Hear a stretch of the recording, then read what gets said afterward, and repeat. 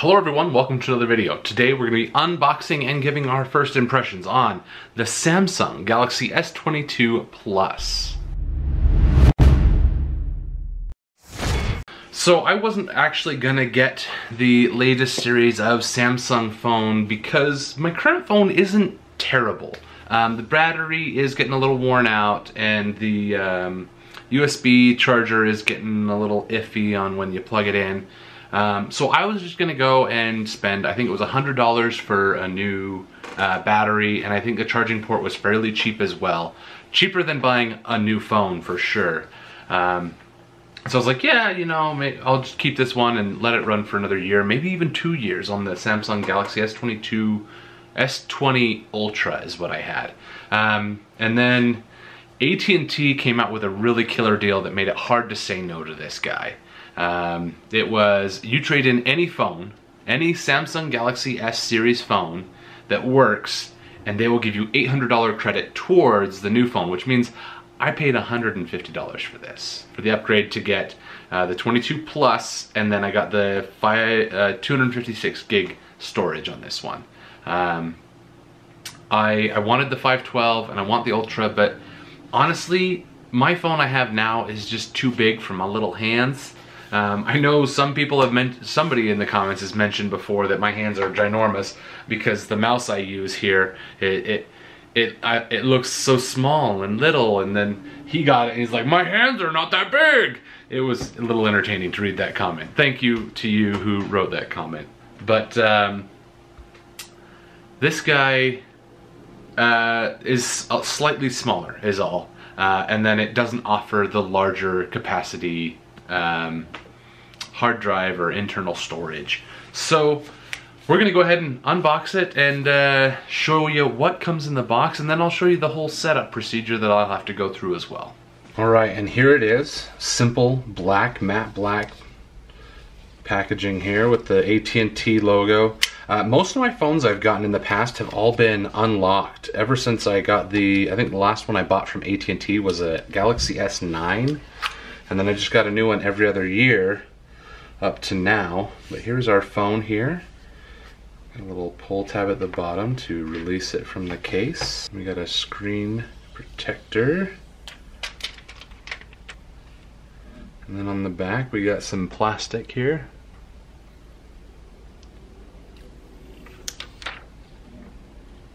Got a matte black texture here. A little bit of shiny glossiness and grippiness to the logo there. That's interesting. Our triple camera with the flash.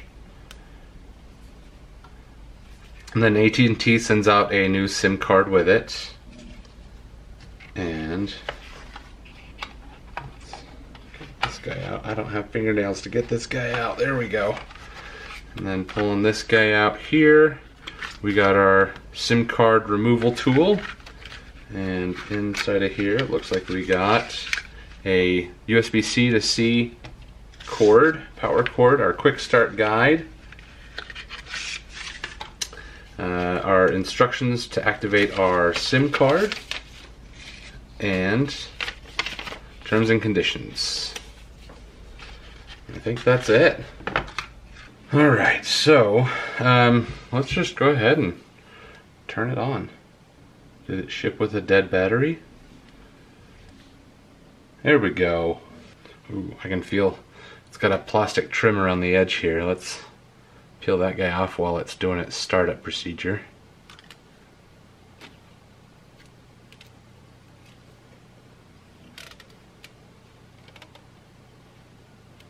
There we go.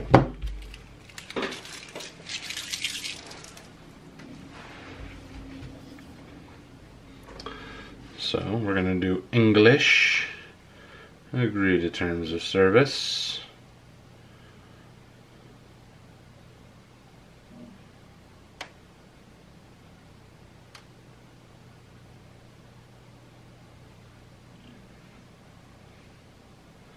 And we'll connect to our local Wi-Fi. Alright, once you're connected to the network, the next thing it's going to ask you is to copy apps and data.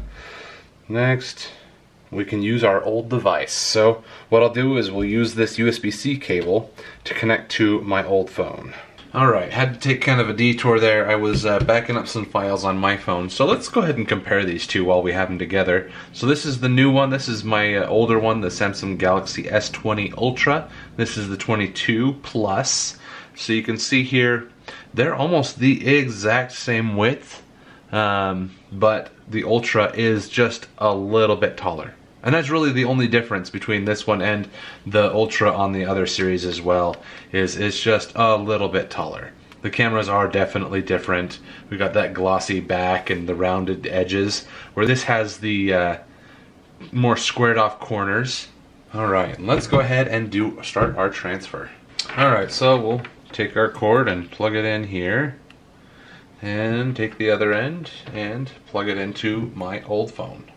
So both phones have to be unlocked, and then now it pops up here and asks on my older phone here, come in there we go, says allow access to phone data.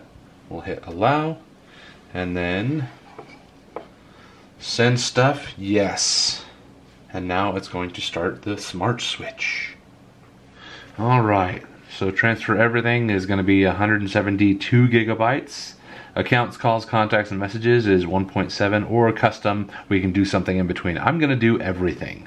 All my messages, yes. It's asking for verification to transfer all of my account information. Got a bunch of emails from Google. Security alert! New device! That's correct. Alright, it has connected all of my email accounts, and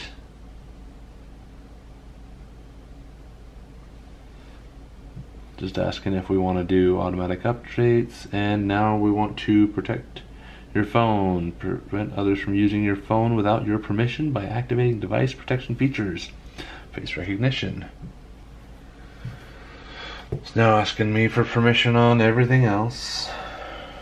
Now I'm signing into my Gmail account, or my Samsung account, agreeing to terms and conditions, verifying my account. So we're still transferring all of our data from the old phone. We're only 1%, so it's gonna be a while. Alright, well, we'll let that finish transferring. Alright, you guys, it is late, and my phone just barely finished transferring. It took probably 2 hours to transfer all this stuff. I have a ton of pictures and videos and stuff on my personal phone, so transferring on to this new one took a while. That's expected. But it also transferred everything. My backgrounds, it reorganized my home screen to be exactly how it was or is on my previous phone. Like, they literally look the exact same. So last thing I'm gonna do is throw the SIM card in this and hopefully activate that, and then throw a case on it. I have a future video coming up. I'm going to test out a whole bunch of cases to see which one I like best, and maybe that I'll recommend to you. But this first one I'm going to put on is a leather style case. Got kind of a leather texture to it, and we'll see how that one goes. And last thing before we go, we got 5G. And there it is, activating the SIM, super easy. Plug it in, go to the website, say yes, give it the information they need, and AT&T's activation goes super smoothly. The smart switch from Samsung to Samsung, completely seamless. I absolutely love it. So I'm gonna try this guy out. I will touch base with you guys tomorrow with my first impressions, and then we'll go from there. Alright, so it is now the next day, and I still haven't finished signing into all of the different, what would you call it, apps that I have on here. There are I have way too much going on my phone. Also, I already have a complaint. The battery. Okay, my old phone is a 5,000 milliamp hour battery, and it would last the whole day when it was brand new. Okay, this one, brand new, maybe it's because I'm using it a whole ton, made it till about 3 o'clock. It's a 4,700 milliamp hour battery, so it is smaller by 300 milliamps, but really, Samsung?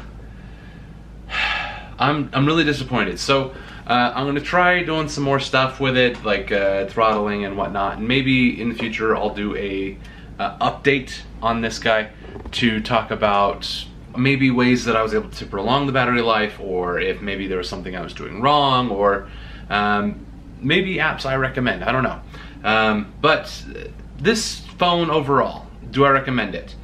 If you have an older phone, it might be worth it. If you're able to get in on the trade-in with AT&T where you get $800 for a replacement phone, just trading that up, that's a great deal. Probably the only reason I actually ended up buying this phone is because of the trade-in value.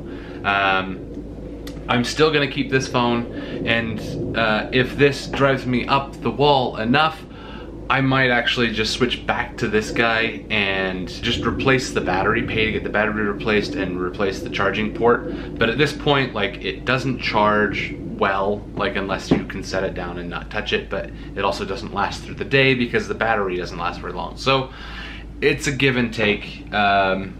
So it does need those two repairs. However, it's a good phone. Oh, one other thing, the Ultra series. For some reason, this camera, the macro lens, or whatever you want to call it, can't focus up close. So if you try to take a picture of a QR code or a barcode, it can't focus on it, which drives me up the wall. This one, it's effortless, it works, it's beautiful. I have noticed that the display resolution, it almost looks crisper, better. The interaction with it seems smoother. It's a new phone, obviously. So far, I'm happy, I'm pleased. I'm disappointed that it doesn't have expandable memory anymore. There's a lot of things to this phone that I'm a little torn with, but overall, it's a new phone. It's a good phone. It's better than what I had, but then also not better in some ways. We'll find out if it lasts in the long run. Maybe we'll do a 3-month or a 6-month follow-up. Let me know in the comments below if that's something you're interested in. I almost forgot to mention the phone case.